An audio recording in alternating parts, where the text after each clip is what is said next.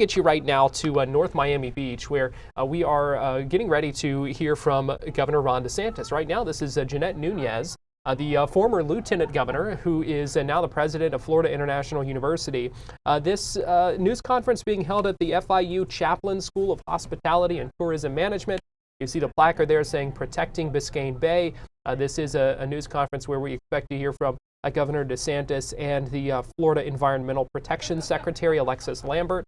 Governor DeSantis walking up to the podium right now. Let's go ahead and listen in live.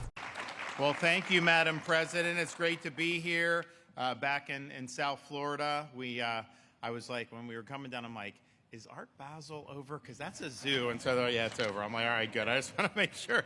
Not that the traffic was good, but it would have been even worse. And so I want to thank Jeanette for what she's done for the state and in this new role. She's doing a fantastic job, and FIU is really on the rise, and I'm excited for you guys. We also have Alexis Lambert, our Florida DEP Secretary, Drew Bartlett, South Florida Water Management District Executive Director. I think we have some mayors. Some of the South Florida mayors are down here. Homestead, North Miami Beach, and Miami Beach. We had to work on the spring break a few years ago with Miami Beach. I mean, it was incredible what was going on. So I was like, I told the mayor when he got elected, I said, why don't we just deal with it on the front end instead of having to call us in the middle, the highway patrol, when everything gets out. And I'll tell you, it's worked very well the last couple years. We also have representatives from Mote Marine Lab, Newfound Harbor Marine Institute, the Reef Institute, and the playoff-bound University of Miami Hurricanes. That was I had to chime in a little bit on that.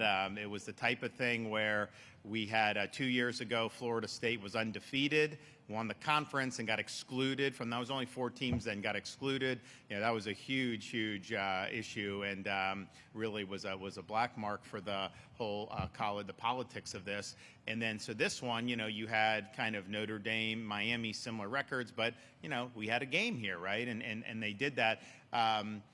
My son is in 2nd grade. He's all he cares about is Florida State. Well, they're not making it, right? So I was like, well, who do you think should make it? There's 2 slots, Miami, Notre Dame, and Alabama. He says, Miami and Notre Dame. I was like, well, why not Alabama? He's like, because 2 years ago, Alabama took Florida State's spot in the playoff, and he's still not over that. So we'll see. So I wish them well. We haven't had a team make the playoff for a while. I think Florida State made it the first year of the playoff. The University of Florida's never made it. It's the first time the U has made it.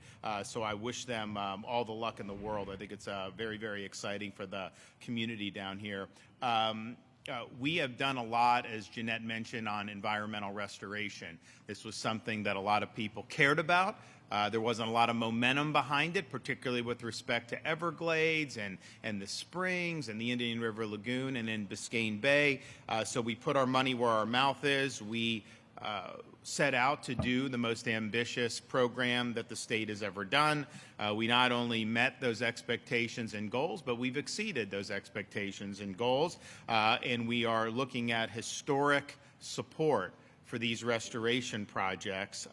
We've done things like the C-43 and the C-44 reservoir. We've done our part of the Everglades Agricultural Area Reservoir, and we even did a historic agreement with the Trump administration so that they delegate some of the federal projects to us to complete, since we do it so much quicker in Florida. And so we've broken ground on 2 major projects already, and I don't think those projects would have broken ground for years had we not gotten it. And so now, because of that agreement with the Trump administration, the completion date on all of the EAA south of the lake infrastructure is now moved forward 5 years. So under Biden, it was going to be 2034. Now we got it for 2029, and that's going to really be a historic thing. So we have funded more than 1,174 projects across the state designed to reduce harmful nutrients in our waterways, massive reductions in nitrogen and phosphorus each year. We have completed more projects than has ever been completed in this time frame. And I think people look to see what's going on in the Everglades, and they're very, very pleased with really the tangible accomplishments. I mean, you look at Biscayne Bay, you look at the salinity there. It's changed for the positive. Why? Because water's moving down south like God intended, and it's now reaching there. It's a natural filtration system. You need this. You even see the flora and fauna on the Everglades. People are noticing some of the things that they hadn't seen. Hopefully even more as we get more of these pythons out of there. You know, we got huge increase in python removals now this year. So we have a new program, and we're going to keep doing all of that. So we have done major stuff for the Florida Everglades, but we've also done things for water resources writ large, not just simply Everglades, but a whole host of other things. The Indian River Lagoon has been a huge thing. Florida springs. I mean, if you go to different parts of the state, we have the best springs of any place in the country. Major restorations that have been done there. Now, here in South Florida, one of the things we've done that is related, but not the same as Everglades restoration is the reduction or the restoration of Biscayne Bay.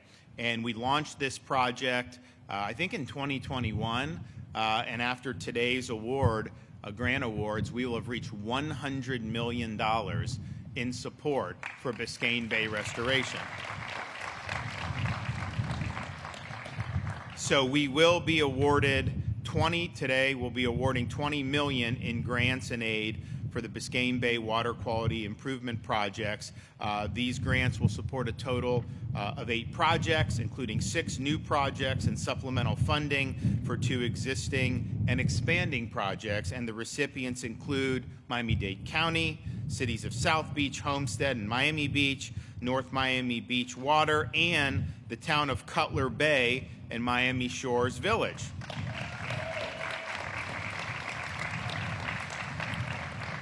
So these projects include septic to sewer conversion, wastewater storage projects that will lead to improved water quality of Biscayne Bay. You know, what we've already done has made a difference. I mean, people are very pleased with that, but we're not done, and we're going to continue to do that. And there have been a lot of applications that came, and basically the department selects the ones that are going to have the biggest impact on what we're trying to accomplish. Also today, we're awarding $9.5 million in grants and aid for Florida's Coral Reef Restoration and Recovery Initiative. As the home of the continental U.S.'s only living barrier reef, we have worked very hard to protect this natural treasure.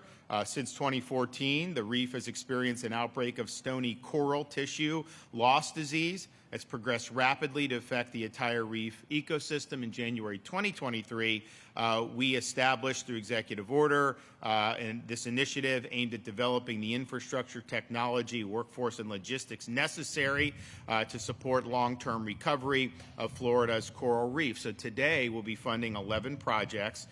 They were prioritized and awarded based on impact of scaling up land-based coral infrastructure and capacity. Recipients for this will include Sea Foundry, the Florida Aquarium, iCare Corporation, Mote Marine, Reef Institute, Plant a Million, Corals Foundation, Reef Renewal USA, Newfound Harbor Marine Institute, Fish and Wildlife Foundation of Florida, and higher education institutions like Nova Southeastern, University of Miami, and Florida Atlantic University's Harbor Branch Oceanographic Institute. So this will help both the academic and private partners that are doing research to establish, expand, and maintain Florida's in-state coral propagation and grow-out facilities. So I want to thank the folks in the legislature who've been supportive of these initiatives over many, many years. I mean, we started in 2019, and it was a little bit different than the muscle memory that they had been doing in terms of how they handled some of the stuff. And there was a little bit of trepidation, and we're just like, you got to do it. And we had some great champions in the legislature. And then after we did it a year or two, we got a lot of momentum, had huge support through the years. And I think this is something that is really, really meaningful. So, you know, as the state of Florida is reducing taxes on people, as we're paying down, we've done accelerated debt repayment. You know, we now hit reducing our state taxpayer-supported debt by 50% just since I've been governor. Out of all 180 years of our history, we've knocked out 50%.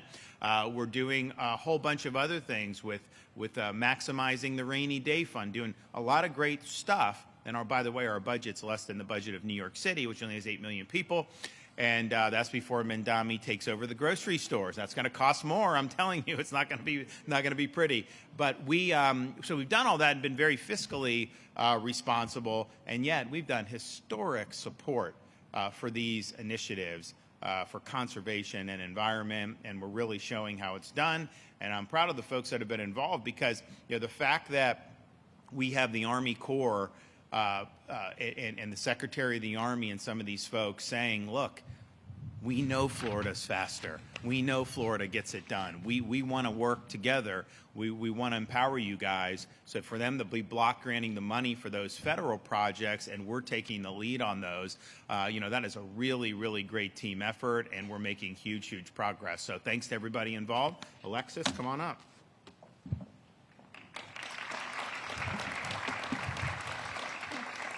Good morning. Thank you, Governor. Thank you, President Nunez and FIU for hosting us here this morning. It's great to be here on windy Biscayne Bay.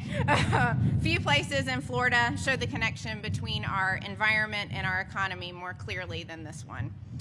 The Bay supports millions of Floridians, including one of the busiest cruise ports in the world, and it plays a vital role in the health of Florida's coral reef. Together, the Bay and the Reef generate $64 billion in economic output and support 440,000 jobs in the region.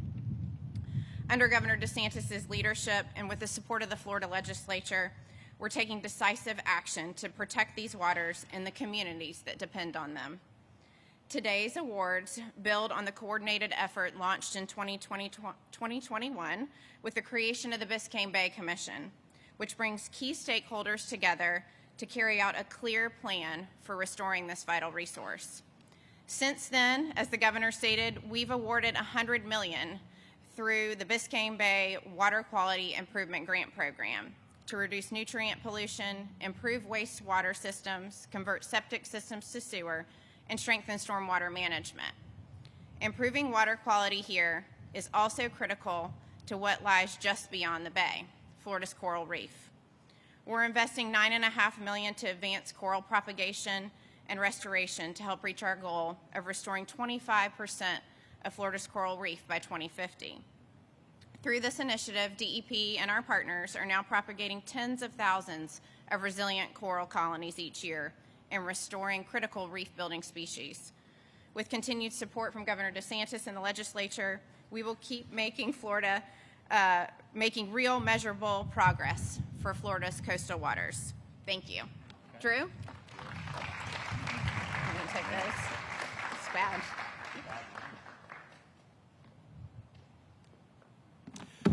Thank you, Governor. I'm Drew Bartlett, Executive Director for the South Florida Water Management District, and $64 billion economy coming out of Biscayne Bay for the state of Florida. That's a big economy, a lot of jobs. But I didn't need a study to tell me that because my wife and I, we plan a trip to Biscayne Bay every year.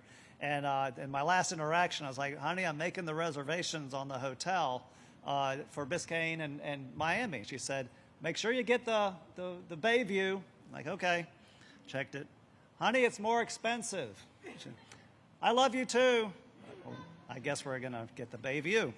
All right, so because it's important to people, it's important to economy, this type of thing. And I've been in the water business since 1992. I started when I was 5. Yes, I know I look young. But what we learn over those years is that infrastructure investment is what is necessary to protect our environmental resources. And for the first 29 years of my career, there was none of this money going into Biscayne Bay, right? It only happened under you, Governor DeSantis, where you started this. You say, look, this bay is important. We need to start bringing state dollars, partnering with the local governments to get this infrastructure investment. And now we're up to 30. Continuing to hear more, this is Drew Bartlett, the Executive Director of the South Florida Water Management District, speaking now at this news conference where the state announced $20 million in grants for Biscayne Bay water quality improvement projects. We are going to take a quick break here on Fox 35 News Plus. We'll be right back after this.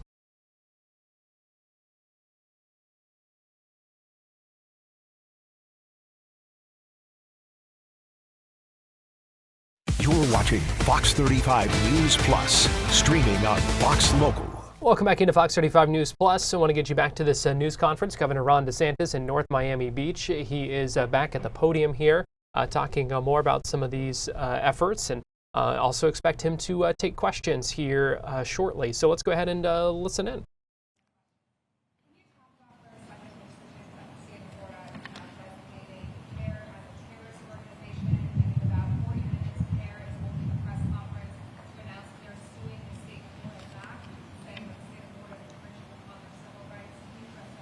Well, I welcome the lawsuit. First of all, I get roll out of bed anymore. Someone's suing us for. I mean, it's like, some of it's just lawfare, right? But we welcome that. I mean, we did do the designation for both the Muslim Brotherhood and CARE. This is something that has been a long time coming. I know the federal government's now working in a similar direction. The legislature is working on statutory laws that are going to impact this area. So I think our executive order is kind of the beginning. I think you're going to see statutory codification of how we handle different terror designations. But I welcome the lawsuit, because what will happen is that will give the state of Florida discovery rights to be able to subpoena the bank records, to be able to do that. And honestly, it'd give us even more reason, I believe. And so this is something that I know our Attorney General is ready, willing, and able to be fighting on this. And so that's they have every right to sue, and then we're going to have a right to get the information that we need to make sure. But our agencies are on notice about how any of our programs or any of our operations are impacted or not impacted, and so the extent that they can be, then they're going to have a basis to be able to protect the people and the taxpayers from that. So I'd stay tuned there. What's your proof that they have ties to terrorist organizations? Well, first of all, people forget, CARE was an unindicted co-conspirator in the Holy Land Foundation trial. It was the largest terror financing trial in the history of the United States of America. And like the idea that, if there were any other situation where that happened, people would be up in arms, but somehow that's just something that just gets forgotten. So there is strong basis, and a lot of it's financial. There's no question. A lot of it is financial. That's why I think a lawsuit is something that we very much welcome for that. But I would expect there to be some follow-on legislation. I know we've got a lot of members of the legislature have been really working hard on these things. And I think Texas, if you look, I think Texas did before the federal government announced. And so Texas has a little bit more robust architecture in their statutes than Florida does. I think you're going to see the legislature probably mirror what Texas has done, and ultimately, that's going to be in the best interest of the people. But the money is really significant, and look, we may get a lot of information on this if they bring the lawsuit. So we're definitely not running from that. We welcome it, and I think that folks will be pleased with our actions. All right, thank you guys.